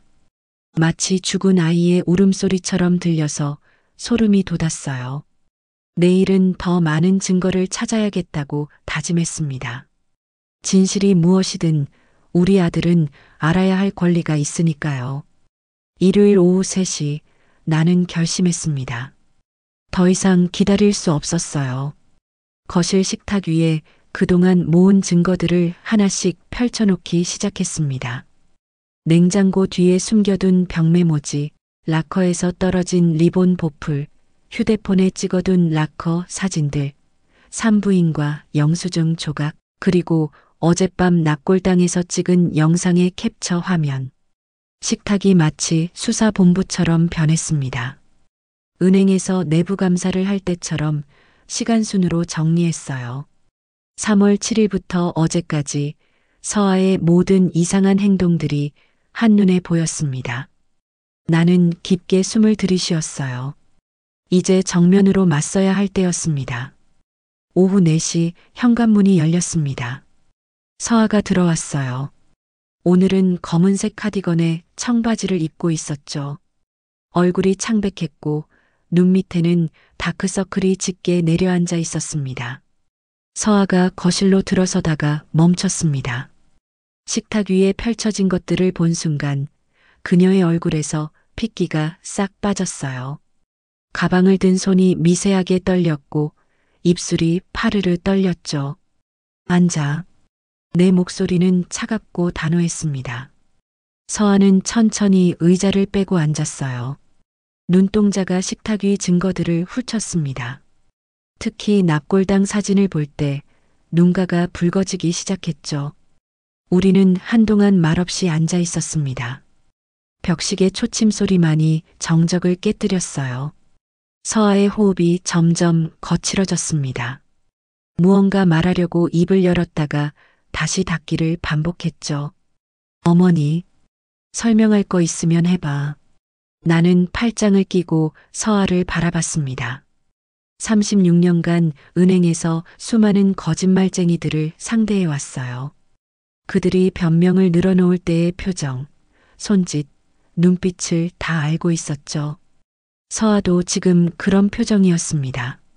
서아가 가방에서 손수건을 꺼내 이마에 땀을 닦았습니다. 손이 계속 떨렸어요. 이건 오해예요. 오해? 이 모든 게? 나는 벽 한 반을 들어보였습니다. 빨간 펜으로 표시한 날짜들이 선명했어요. 매일 같은 시간 외출, 락커에서 뭔가 주고받고, 낯선 남자와 만나고, 큰 돈이 오가고. 이게 다 오해야? 서아의 턱이 떨렸습니다. 눈물이 눈가에 맺혔지만 떨어지지는 않았어요. 애써 참고 있는 게 보였죠. 그리고 이건? 나는 납골당 사진을 서아 앞으로 밀었습니다. 새벽 어둠 속에서 상자를 묻는 그녀의 모습이 흐릿하게 찍혀 있었어요. 서아가 사진을 보는 순간 참았던 눈물이 뚝 떨어졌습니다. 손으로 입을 막고 흐느끼기 시작했어요. 어깨가 들썩였고 숨소리가 거칠어졌죠. 뭘 묻은 거야? 그 상자 안에 뭐가 들어 있었어? 나는 알면서도 물었습니다. 서아가 직접 말하게 하고 싶었어요. 그녀는 고개를 저으며 울기만 했죠. 그때 민수가 들어왔습니다. 일요일인데 회사에 갔다가 일찍 돌아온 모양이었어요. 거실 분위기를 보고 걸음을 멈췄습니다. 무슨 일이야? 민수의 시선이 식탁 위 증거들과 우는 서아를 번갈아 봤어요. 표정이 점점 굳어졌죠. 엄마, 이게 다 뭐예요? 내 아내에 대한 기록이야. 민수가 천천히 다가와 사진들을 하나씩 들여다봤습니다. 통장 거래 내역을 볼 때 손이 떨렸어요. 서아야, 이게 뭐야? 설명 좀 해봐. 민수의 목소리가 떨렸습니다. 분노인지 슬픔인지 알 수 없는 감정이 섞여 있었어요. 서아는 계속 울기만 했습니다. 말을 하려고 해도 목이 메어 소리가 나오지 않는 것 같았어요. 나는 차를 끓이러 주방으로 갔습니다. 두 사람에게 시간을 주고 싶었어요. 주방에서도 거실의 대화가 들렸습니다. 그 남자 누구야? 왜 돈을 주고받은 거야? 아니야. 그게 아니야. 그럼 뭔데? 날 속인 거잖아. 민수의 목소리가 점점 커졌습니다. 서아의 울음소리도 커졌어요. 나는 차를 들고 거실로 돌아왔습니다. 일단 차 마시고 진정해. 따뜻한 차를 서아 앞에 놓았습니다. 그녀는 떨리는 손으로 찻잔을 잡았어요. 한 모금 마시고 나서 심호흡을 했죠. 다음 주 목요일. 그날 다 말할게요. 서아의 목소리는 쉬어 있었습니다. 왜 지금은 안 돼? 민수가 다그쳤지만 서아는 고개를 저었어요. 그날, 꼭 그날이어야 해요. 그분도 오시니까. 그분, 그 남자를 말하는 걸까요? 나는 의자에 앉아 서아를 바라봤습니다. 목요일까지 기다려줄 테니 그날은 모든 걸 솔직하게 말해야 해. 서아가 고개를 끄덕였습니다. 그리고 일어나 방으로 들어갔어요. 문을 닫는 소리가 유난히 크게 들렸죠. 민수는 머리를 감싸 쥐고 소파에 주저앉았습니다. 엄마, 제가 뭘 잘못한 걸까요? 아들의 목소리에 절망이 묻어났습니다. 나는 아들 옆에 앉아 어깨를 토닥였어요. 내 잘못이 아니야. 진실이 뭐든 목요일에는 알게 될 거야. 저녁 9시 서아 방에서 작은 소리들이 들렸습니다. 서랍을 여닫는 소리, 종이 넘기는 소리, 뭔가 정리하고 있는 것 같았어요. 가끔 훌쩍이는 소리도 섞여 나왔죠. 나는 거실에서 식탁 위 증거들을 다시 정리했습니다. 파일에 넣어 서랍에 보관했어요. 이제 필요 없을지도 모르니까요. 목요일이면 모든 게 끝날 테니까. 밤 11시 현관 앞을 지나다가 신발장 위에 놓인 편지 봉투를 발견했습니다. 서아가 놓고 간 것 같았어요. 겉면에 민수 이름이 적혀 있었죠. 하지만 봉투는 봉해져 있지 않았습니다. 호기심이 일었지만 참았어요. 며느리가 아들에게 쓴 편지를 시어머니가 먼저 읽을 수는 없으니까요. 대신 민수를 불렀습니다. 민수야, 이거 서아가 너한테 쓴 편지인 것 같은데. 민수가 다가와 편지를 집어들었습니다. 잠시 망설이다가 편지를 꺼내 읽기 시작했어요. 읽는 동안 표정이 여러 번 바뀌었습니다. 놀람, 슬픔, 분노가 차례로 지나갔죠. 편지를 다 읽은 민수는 아무 말 없이 자기 방으로 들어갔습니다. 편지는 구겨진 채 바닥에 떨어져 있었어요. 나는 주워서 펴봤습니다. 미안해요. 당신을 속인 것도, 혼자 감당한 것도, 목요일에 모든 걸 말할게요. 그때까지만 기다려주세요. 짧은 편지였지만 서아의 괴로움이 느껴졌습니다. 창밖으로 달이 구름에 가려졌다가 다시 나타났어요. 목요일까지 사흘. 그 사흘이 1년처럼 길게 느껴질 것 같았습니다. 현관 밖에서 발자국 소리가 들렸습니다. 이 시간에 누가 오는 걸까 싶어 문구멍으로 내다봤어요. 아무도 없었습니다. 대신 바닥에 작은 흙 자국이 남아 있었죠. 붉은색 흙. 납골당 그곳의 흙과 같은 색이었습니다. 화요일 저녁 6시 민수가 평소보다 일찍 퇴근했습니다. 이틀 전부터 회사에도 제대로 집중하지 못했다고 했어요. 현관문을 열고 들어온 아들의 얼굴은 수척했고 넥타이는 헐렁하게 풀려 있었습니다. 서아는? 민수의 첫마디였습니다. 나는 부엌에서 저녁을 준비하며 대답했어요. 방에 있어. 오늘도 하루 종일 나오지 않았어. 민수가 한숨을 내쉬며 거실 소파에 앉았습니다. 테이블 위에 놓인 승진 통보서를 집어들었다가 다시 내려놓았어요. 어제 최종 합격 통보를 받았지만 기쁜 표정은 전혀 없었죠. 엄마, 더는 못 기다리겠어요. 오늘 다 끝내야겠어요. 민수의 목소리에는 결의가 담겨 있었습니다. 나는 가스불을 끄고 아들을 바라봤어요. 목요일까지 기다리기로 했잖아. 못 기다려요. 지금 당장 알아야겠어요. 민수가 일어나 서아의 방으로 향했습니다. 문을 두드렸지만 대답이 없었어요. 다시 더 세게 두드렸죠. 서아야, 나와. 얘기하자. 잠시 후 문이 열렸습니다. 서아가 나왔어요. 이틀 동안 제대로 먹지 못했는지 볼이 홀쭉했고 눈은 충혈되어 있었습니다. 손에는 작은 봉투를 쥐고 있었어요. 세 사람이 거실에 모였습니다. 무거운 침묵이 흘렀어요. 벽시계가 6시 반을 가리켰을 때 민수가 입을 열었습니다. 더 이상은 못 참겠어. 지금 당장 말해. 그 남자 누구야? 서아가 입술을 깨물었습니다. 손에 든 봉투가 구겨질 정도로 꽉 쥐고 있었어요. 그게 아니야. 뭐가 아니라는 거야? 주차장에서 만나고 돈 주고 받고 그게 불륜이 아니면 뭐야? 민수의 목소리가 점점 높아졌습니다. 나도 더 이상 참을 수 없었어요.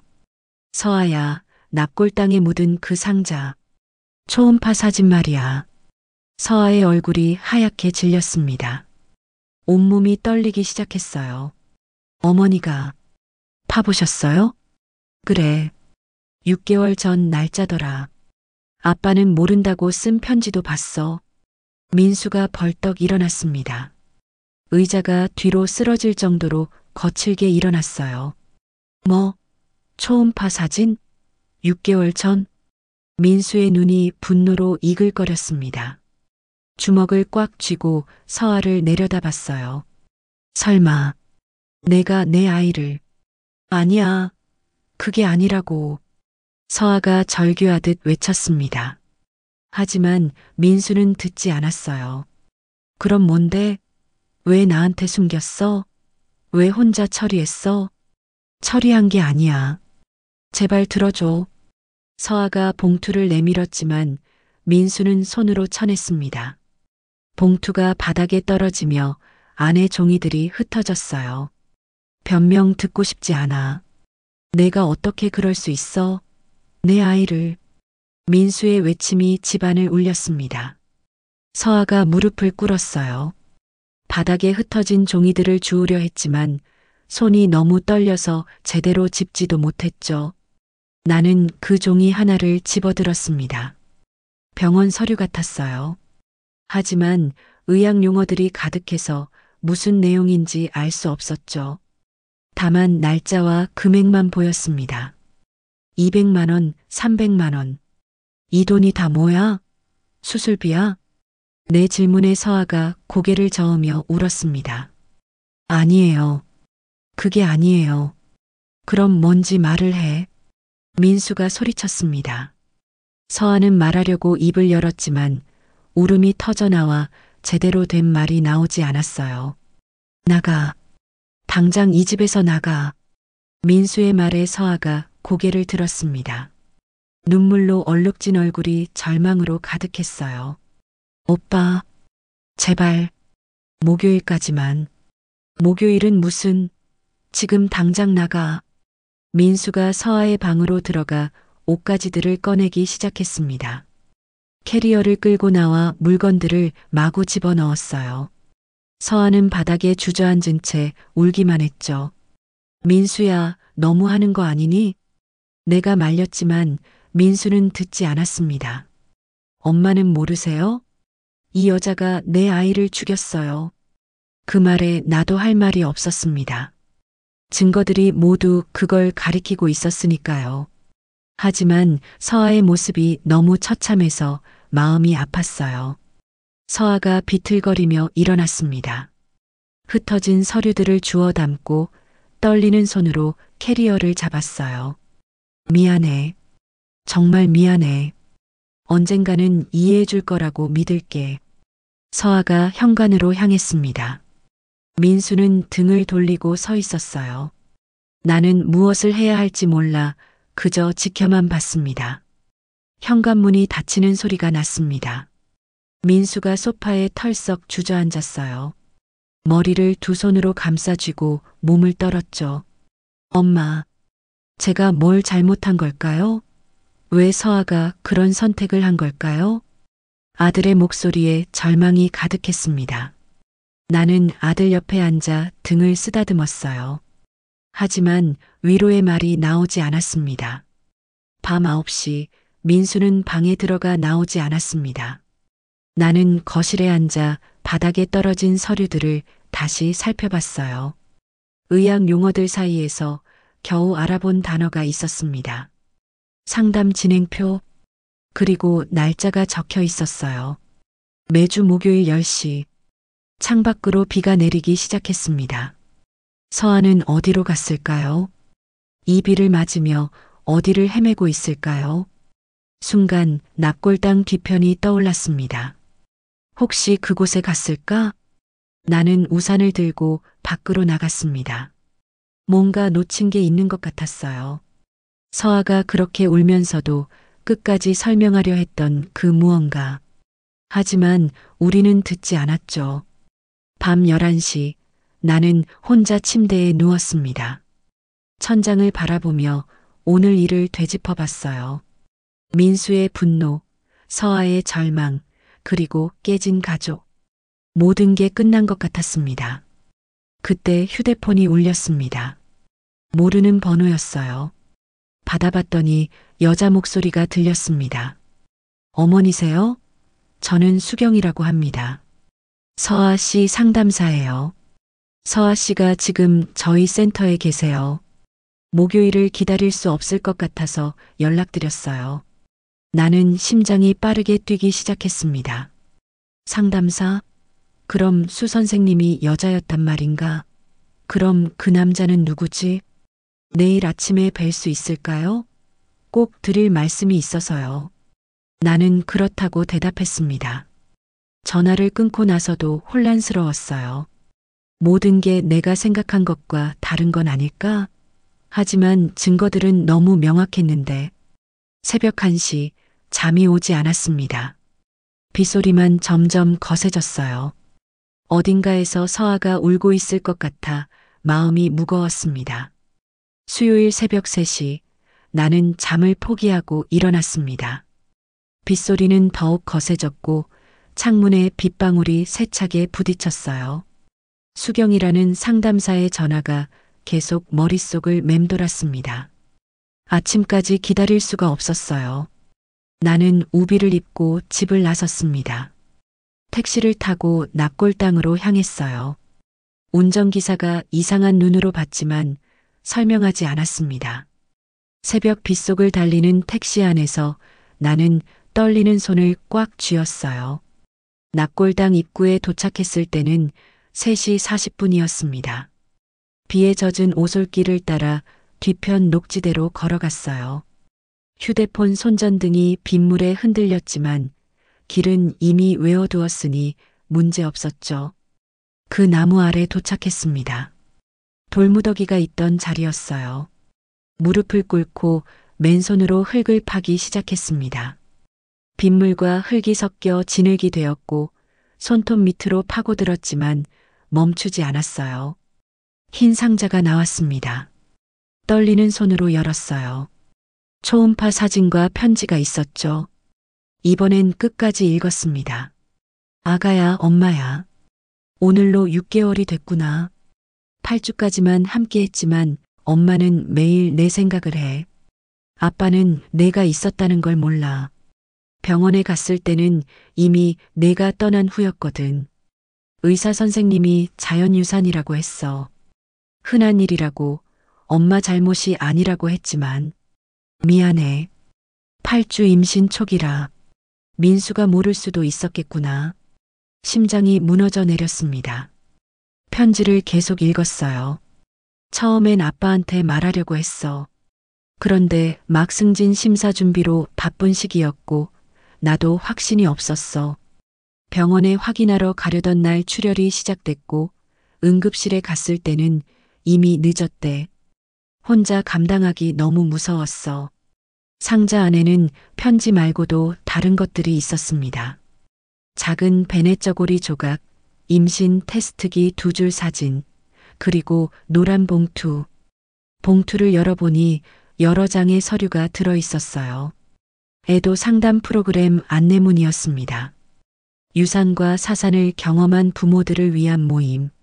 주체는 수경 상담센터였고 협력 의사로 김아무개 산부인과 전문의가 적혀 있었어요. 그 남자는 의사였구나. 서아를 돕던 의사. 서류를 더 읽어 내려갔습니다.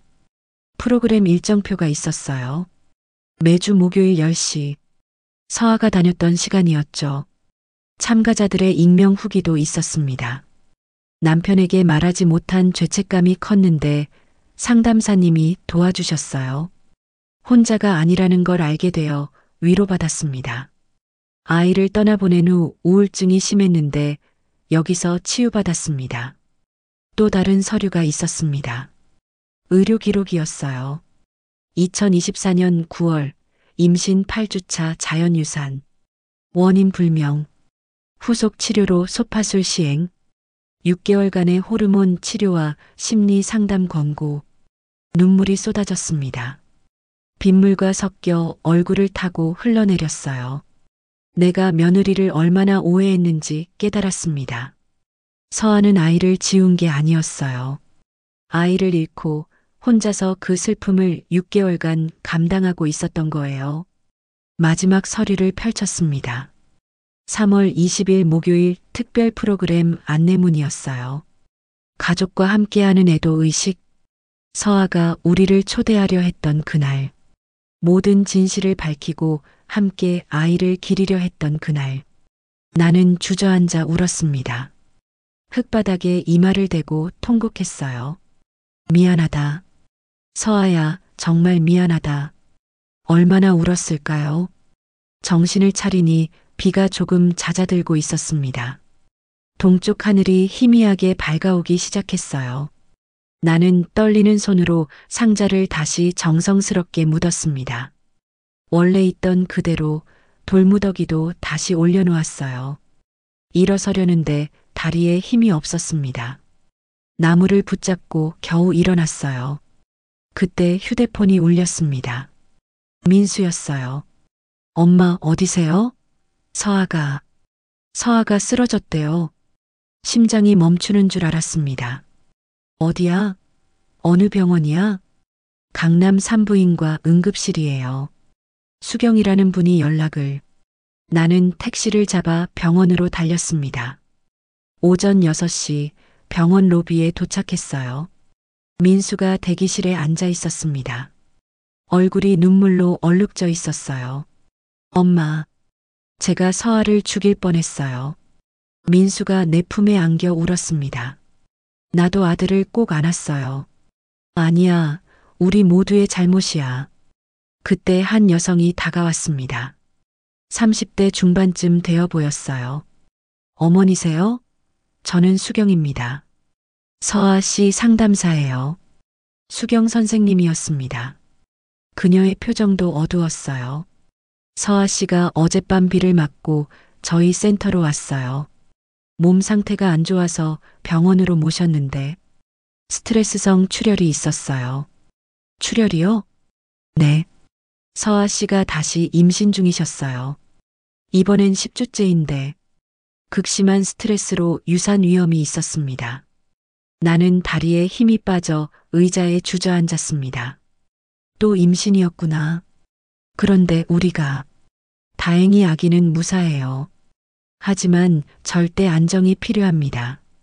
민수가 고개를 들었습니다. 눈에 충격이 가득했어요. 임신.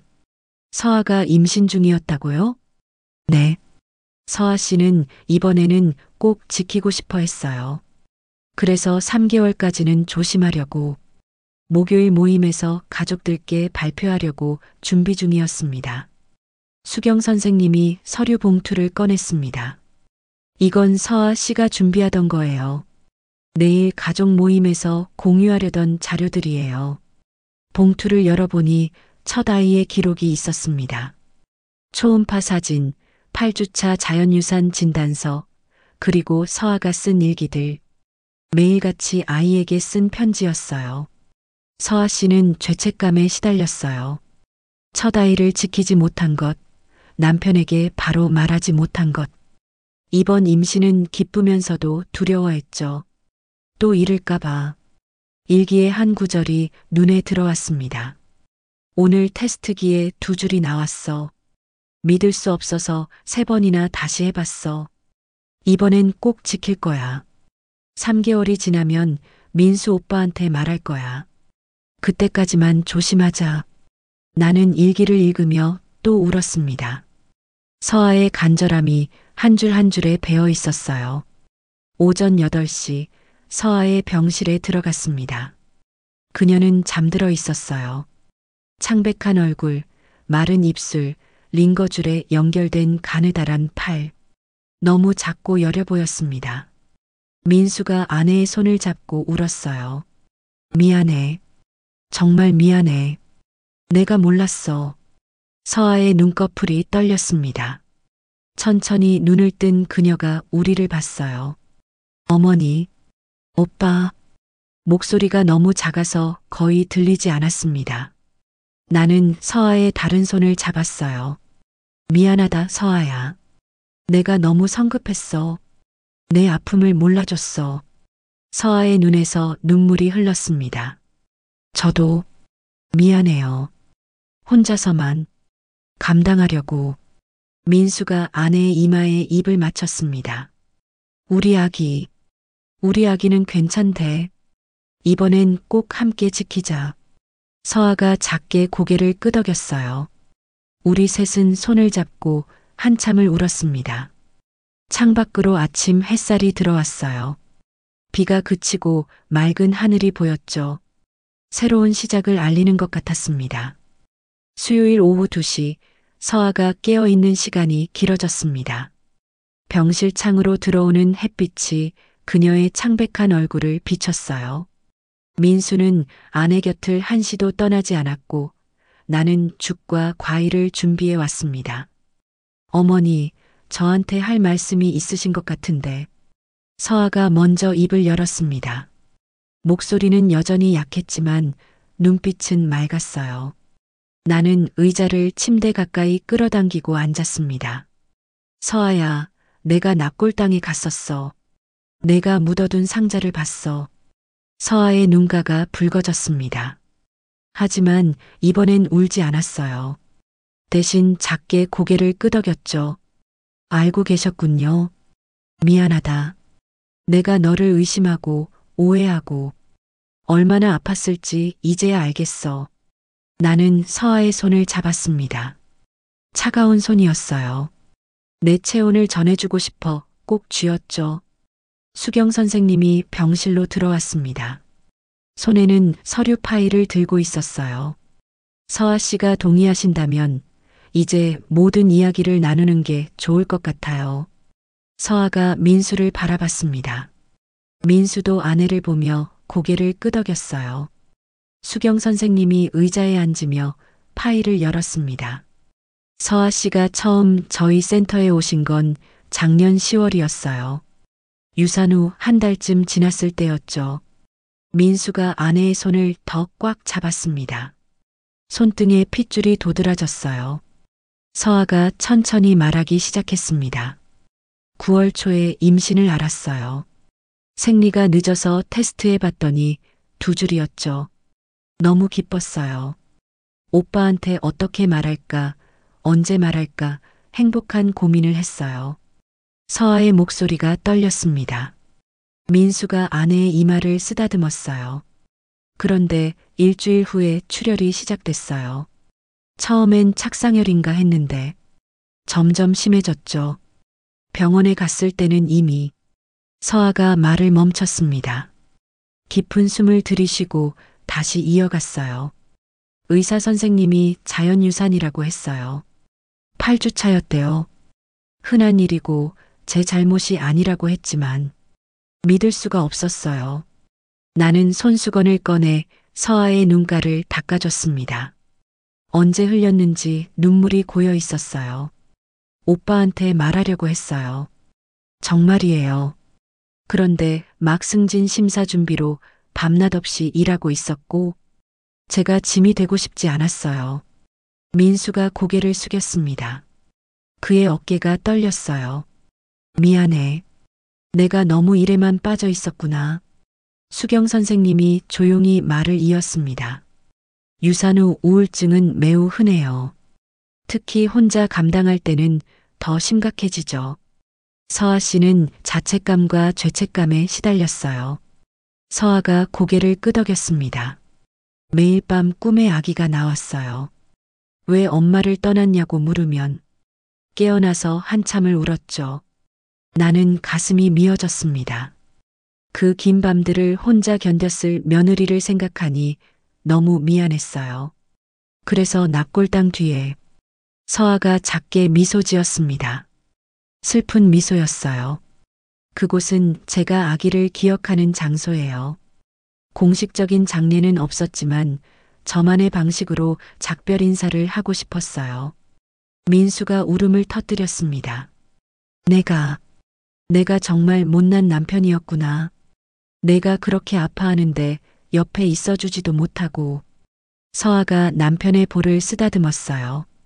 오빠 잘못이 아니에요. 내가 말하지 않은 거잖아요. 수경 선생님이 서류를 한 장 꺼냈습니다. 이건 서아 씨가 준비하던 편지예요. 내일 가족 모임에서 읽으려고 했던 거죠. 편지를 받아 펼쳤습니다. 서아의 정성스러운 글씨가 빼곡했어요. 사랑하는 가족에게 저는 6개월 전 아기를 잃었습니다. 8주의 짧은 만남이었지만 제게는 평생 잊을 수 없는 시간이었어요. 혼자 감당하느라 힘들었지만 이제는 함께 나누고 싶습니다. 우리 아기를 함께 기억해 주세요. 나는 편지를 읽다가 멈췄습니다. 더 이상 읽을 수가 없었어요. 민수가 이어받아 읽었습니다. 그리고 기쁜 소식이 있습니다. 새로운 생명이 다시 찾아왔어요. 이번엔 여러분과 함께 지키고 싶습니다. 민수가 편지를 내려놓고 아내를 안았습니다. 두 사람이 부둥켜 안고 울었어요. 나도 그들을 안았습니다. 세 사람이 한 덩어리가 되어 울었죠. 수경 선생님이 조용히 말했습니다. 코일라커는 제가 제안한 거예요. 아기의 추억을 안전하게 보관할 장소가 필요했거든요. 병원 서류, 초음파 사진, 편지들. 버릴 수도 집에 둘 수도 없는 것들이었죠. 이제 모든 퍼즐이 맞춰졌습니다. 락커, 비밀 통장, 큰 돈의 이동, 모든 게 설명되었어요. 병원비와 상담료가 만만치 않았을 거예요. 내가 말하자 서아가 고개를 끄덕였습니다. 보험 처리가 안 되는 것들이 많았어요. 그래서 따로 통장을 만들었죠.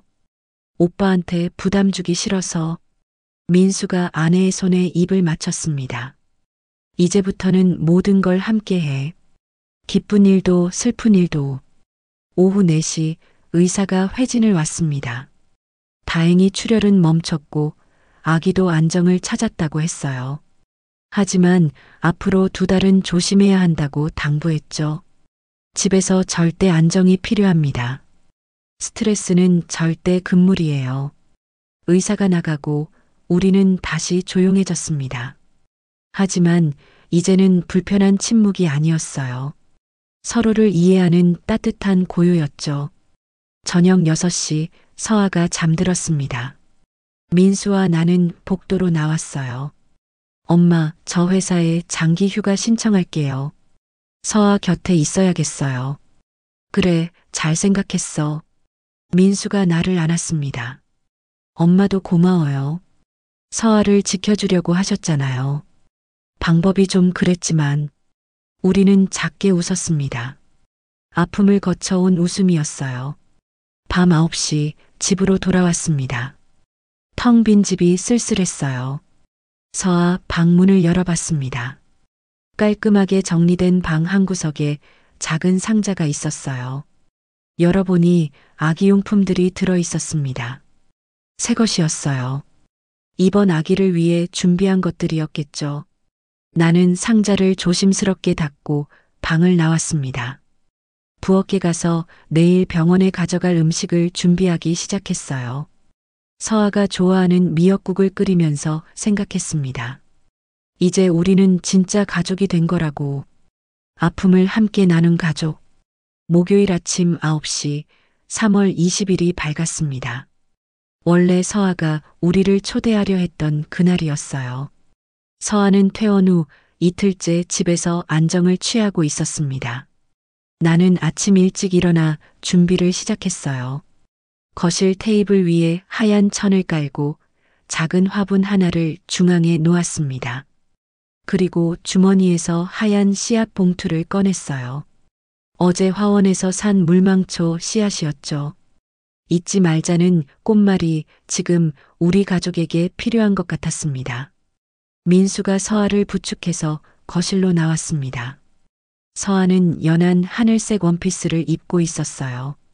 얼굴에는 아직 피로가 남아 있었지만 눈빛은 평온했습니다. 어머니가 준비하셨어요? 서아가 테이블을 보며 놀란 표정을 지었습니다. 나는 미소를 지으며 고개를 끄덕였어요. 우리도 함께 하고 싶어. 내가 혼자 감당했던 그 시간들을 이제는 함께 나누자. 서아의 눈가가 촉촉해졌습니다. 민수가 아내를 의자에 앉히고 옆에 앉았어요. 나도 맞은편에 앉았습니다. 수경 선생님이 집으로 왔습니다. 오늘 의식을 도와주기로 했어요. 그녀는 작은 나무 상자를 들고 있었죠. 이건 서아 씨가 센터에 보관하던 거예요. 오늘 가족과 함께 나누고 싶다고 하셨죠. 서아가 떨리는 손으로 상자를 받았습니다. 뚜껑을 여니 안에는 여러 가지 물건들이 들어 있었어요. 작은 베넷저고리, 임신 테스트기, 초음파 사진, 그리고 편지 뭉치. 이건 제가 아기에게 쓴 편지들이에요. 매일 밤 잠들기 전에 썼어요. 서아가 편지 한 장을 꺼내 펼쳤습니다. 손이 미세하게 떨렸지만 목소리는 또렷했어요. 사랑하는 아가에게. 오늘은 내가 떠난 지 100일이 되는 날이야. 엄마는 아직도 내가 있었다는 게 꿈 같아. 짧은 8주였지만 엄마 인생에서 가장 행복한 시간이었어. 읽다가 목이 메어 멈췄습니다. 민수가 아내의 손을 꼭 잡았어요. 내가 읽을게. 민수가 편지를 이어받아 읽었습니다. 아빠가 알았다면 얼마나 기뻐했을까. 엄마는 아빠 생일에 깜짝 선물로 알려주려고 했어. 그런데 내가 너무 일찍 떠나버렸구나. 엄마가 미안해. 민수의 목소리도 떨렸습니다. 눈물이 볼을 타고 흘러내렸어요. 나도 알았으면 좋았을 텐데. 서아가 남편의 볼을 닦아줬습니다. 이제 우리 함께 기억해요. 비록 만나지 못했지만 우리의 첫 아기였어요. 나는 씨앗 봉투를 열었습니다. 이 씨앗을 심자. 아기를 기억하는 우리만의 방법으로. 네 사람이 화분 주위에 모였습니다. 각자 씨앗을 몇 개씩 손에 들고 흙에 작은 구멍을 만들었어요. 씨앗을 넣으며 각자 마음속으로 아기에게 인사를 했습니다. 민수가 먼저 말했어요. 첫째야, 아빠야. 만나지 못해서 미안해. 사랑해. 서아가 이어서 말했습니다. 엄마도 사랑해. 늘 내 생각을 할 거야. 나도 떨리는 목소리로 말했어요. 할머니야. 내가 있었다는 걸 이제야 알았구나. 고마워. 수경 선생님이 조용히 물을 주전자에서 따라 화분에 부었습니다. 투명한 물이 흙 속으로 스며들었어요. 오전 10시, 우리는 납골당으로 향했습니다. 서아가 아기를 기억하던 그곳으로요. 관리사무소에 미리 허락을 받아두었습니다. 비공식적이지만 우리만의 의식을 치르기로 했어요. 뒤편 녹지대의 그 나무 아래에 도착했습니다. 서아가 묻어둔 상자가 있는 곳이었죠. 민수가 작은 나무 팻말을 꺼냈어요. 어젯밤에 만든 것이었습니다. 2024년 9월, 우리의 첫 아기, 영원히 기억하겠습니다. 팻말을 나무 옆에 세웠습니다. 비록 공식적인 표시는 아니었지만 우리 가족에게는 의미 있는 표식이었어요. 서아가 준비해온 편지를 꺼냈습니다. 새로 쓴 편지였어요. 아가야, 이제는 혼자가 아니야. 아빠도 할머니도 다 알아. 우리 모두 너를 기억할 거야. 그리고 서아가 배를 쓰다듬었습니다. 새로운 동생이 오고 있어. 이번에는 꼭 건강하게 만날 수 있을 거야. 하늘에서 동생을 지켜줘. 우리는 손을 맞잡고 잠시 묵념했습니다. 바람이 불어 나뭇잎이 살랑거렸어요. 마치 아기가 대답하는 것 같았죠. 정오, 집으로 돌아오는 길에 하늘을 봤습니다. 구름 사이로 햇빛이 비치고 있었어요. 서아가 차창 밖을 보며 말했습니다. 이제야 마음이 가벼워진 것 같아요. 혼자 짊어진 짐을 내려놓은 기분이에요. 민수가 아내의 어깨를 감싸 안았습니다. 앞으로는 무슨 일이 있어도 함께해. 약속해. 나도 약속해. 집에 도착해서 점심을 먹었습니다. 오랜만에 세 사람이 모여 앉은 식탁이었어요. 대화는 많지 않았지만 침묵이 불편하지 않았습니다. 서로를 이해하는 침묵이었으니까요. 오후 3시 서아가 잠이 들었습니다. 임신 초기라 쉽게 피곤해했어요. 민수와 나는 거실에서 차를 마셨습니다. 엄마, 정말 감사해요. 민수가 갑자기 말했습니다. 뭘? 서아를 의심하고 추적하신 것도 결국은 서아를 위한 거였잖아요.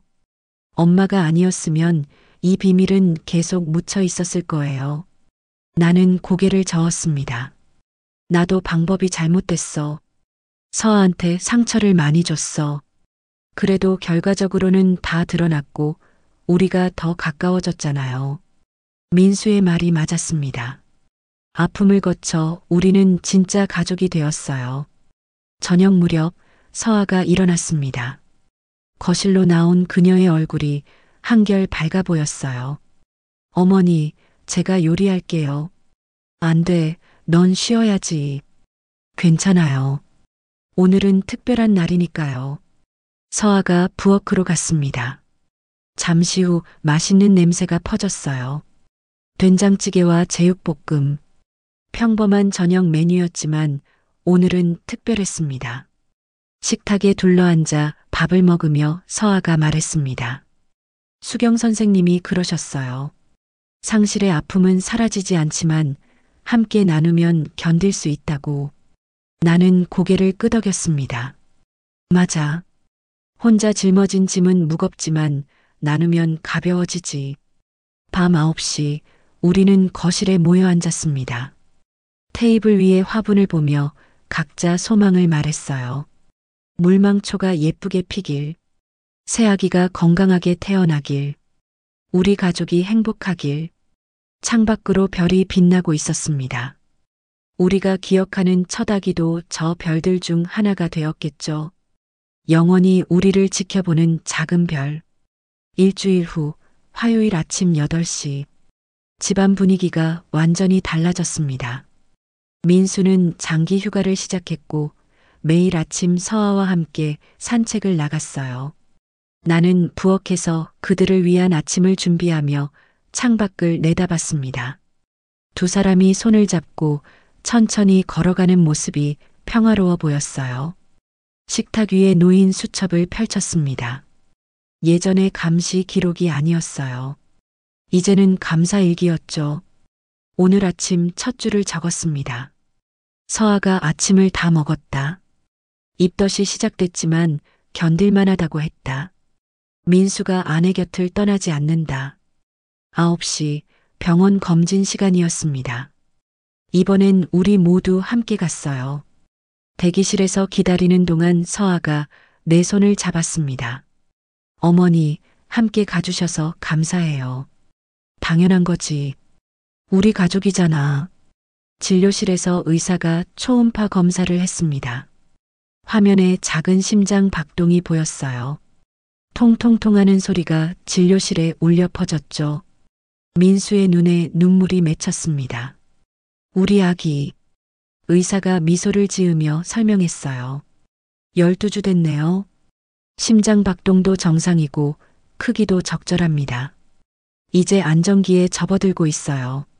서아가 안도의 한숨을 내쉬었습니다. 지난번 8주에서 멈춘 기억이 아직도 선명했을 테니까요. 민수가 아내의 이마에 입을 맞췄어요. 잘했어. 정말 잘했어. 집으로 돌아와 점심을 먹었습니다. 서아는 피곤해해서 방에서 쉬었고 민수와 나는 거실에서 대화를 나눴어요. 엄마, 저 회사에 육아휴직 신청하려고요. 그래. 승진한 지 얼마 안 됐는데. 괜찮아요. 가족이 더 중요하니까. 이번엔 모든 순간을 함께하고 싶어요.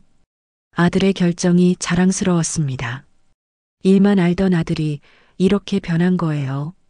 오후 3시 초인종이 울렸습니다.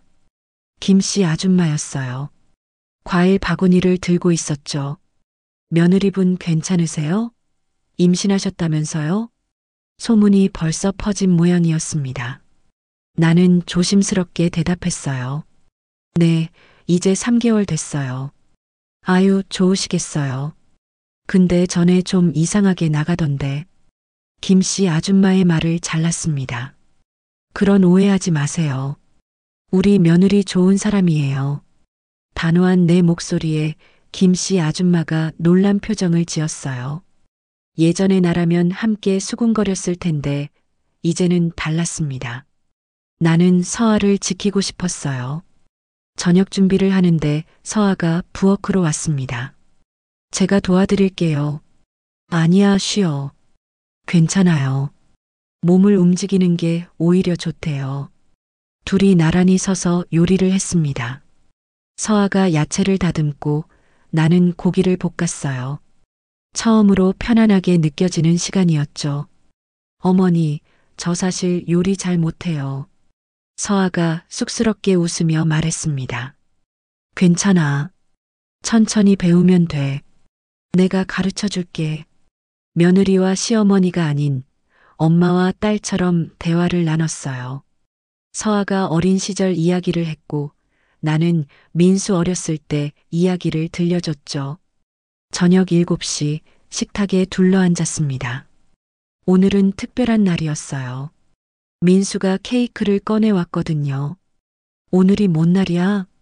내가 묻자 민수가 미소 지었습니다. 우리가 진짜 가족이 된 지 일주일 되는 날이에요. 작은 케이크였지만 의미가 컸습니다. 촛불을 켜고 소원을 빌었어요. 각자 마음속으로 빌었지만 아마 모두 같은 소원이었을 거예요. 건강한 아기, 행복한 가족. 밤 9시 거실에서 함께 텔레비전을 봤습니다. 평범한 일상이었지만 우리에겐 특별했어요. 서아가 소파에 기대 졸고 있었고 민수가 담요를 덮어줬죠. 나는 뜨개질을 하며 그들을 바라봤습니다. 문득 남편 생각이 났어요.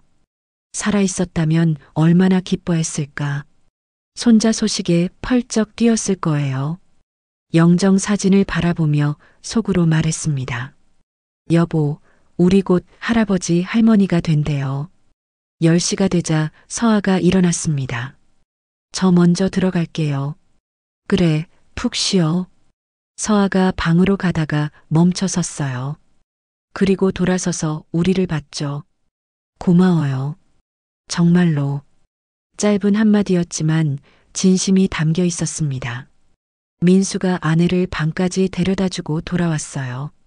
엄마, 저도 고마워요. 뭐가? 서아를 받아주신 거요. 처음엔 의심하고 오해했지만 결국은 서아를 위한 거였잖아요. 아들의 말에 마음이 뭉클했습니다. 나도 서아한테 미안해. 너무 성급했어. 괜찮아요. 덕분에 비밀이 밝혀졌고 우리가 더 단단해졌어요. 민수가 자리에서 일어나며 말했어요. 엄마도 일찍 주무세요. 내일 병원 동행하셔야 하잖아요. 그래, 너도 들어가. 혼자 남은 거실에서 창밖을 봤습니다.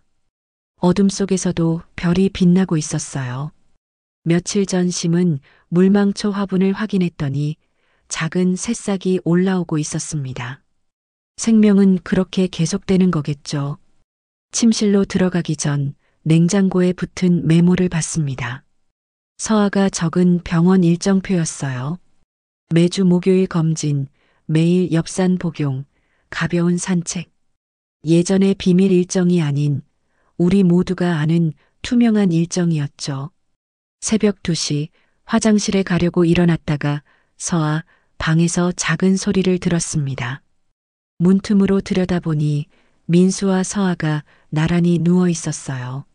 민수가 아내 배에 손을 올리고 뭔가 속삭이고 있었죠. 아가야, 아빠야. 건강하게만 나와줘. 엄마 너무 힘들게 하지 말고. 서아가 작게 웃으며 남편 손을 잡았어요. 벌써부터 딸 바보네. 딸이라고 누가 그래? 느낌이 그래. 두 사람의 행복한 대화를 들으며 발걸음을 돌렸습니다. 이제 그들에겐 비밀이 없었어요. 아픔을 나눴고 기쁨도 나누고 있었죠. 다시 침대에 누워 천장을 바라봤습니다. 2주 전만 해도 상상할 수 없었던 변화였어요. 의심과 오해로 가득했던 우리 가족이 이제는 서로를 믿고 의지하는 진짜 가족이 되었으니까요. 한 달 후 4월의 따뜻한 아침이었습니다. 창가에 놓인 물망초 화분에 작은 파란 꽃이 피기 시작했어요. 아침 햇살을 받아 반짝이는 이슬이 꽃잎 위에 맺혀 있었습니다. 나는 물을 주며 미소를 지었어요. 우리가 심은 씨앗이 드디어 꽃을 피운 거예요. 아침 8시 서아가 거실로 나왔습니다. 임신 4개월이 넘어서면서 배가 조금씩 나오기 시작했어요. 연한 노란색 원피스를 입은 모습이 편안해 보였죠. 얼굴에도 혈색이 돌았습니다. 어머니, 잘 주무셨어요? 응, 너는? 입덧은 좀 나아졌니? 많이 좋아졌어요. 이제는 먹을 수 있는 것도 늘었고요. 우리는 함께 아침을 준비했습니다. 이제는 자연스러운 일상이 되었어요. 서아가 과일을 깎고 나는 죽을 끓였죠. 부엌에서 나는 음식 냄새가 집안을 따뜻하게 채웠습니다. 민수가 운동을 마치고 들어왔어요. 땀에 젖은 얼굴이지만 상쾌해 보였습니다. 오늘 병원 가는 날 맞죠? 응, 10시 예약이야. 세 사람이 식탁에 둘러앉았습니다. 평범한 아침 식사였지만 우리에겐 특별했어요. 불과 한 달 전만 해도 상상할 수 없었던 풍경이었으니까요. 식사를 마치고 나는 서랍에서 수첩을 꺼냈습니다. 예전에 서아를 감시하며 적었던 그 수첩이었죠. 첫 페이지를 펼쳤어요.